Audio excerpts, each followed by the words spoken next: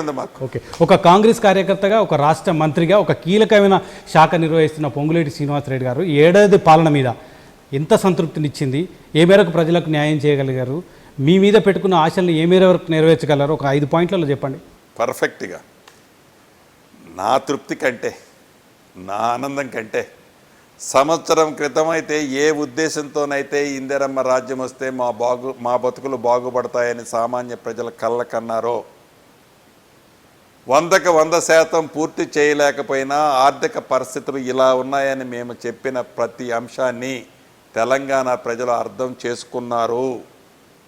చేసిన ప్రతి అంశాన్ని మంచి కోసమే చేశామనే పూర్తి నమ్మకం, విశ్వాసం తెలంగాణ ప్రజలకు ఉన్నది ఏదైతే ఉందో ఆ తృప్తి, ఆనందం నాకు కానీ, గౌరవ ముఖ్యమంత్రి గారికి కానీ, ఈ క్యాబినెట్కి కానీ, ఈ ప్రభుత్వానికి కానీ ఉంది. చాలా స్పష్టంగా చెప్తున్నా. 5 అంశాలు అడిగారు. నెంబర్ 1, రైతుని రాజు చేస్తామని చెప్పాం. 2 లక్షల రూపాయల రుణమాఫీ వరకు 21,000 కోట్లు, 25,65,000 మంది రైతన్నులకి మీ ఖాతాల్లో జమ చేశాం.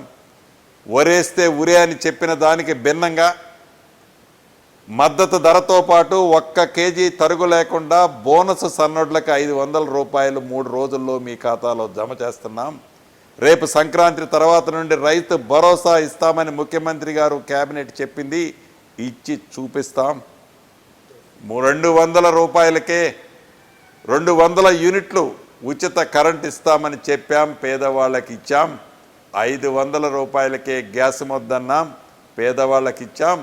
ఆడబిడ్డల 1,25,00,000 మంది ఉచితంగా ఆర్టీసీ బస్సులో సుమారు 4,000 కోట్ల రూపాయలు విలువ చేసే బస్ టికెట్లు ఫ్రీగా ఇందిరమ్మ రాజ్యంలో ఇచ్చాం.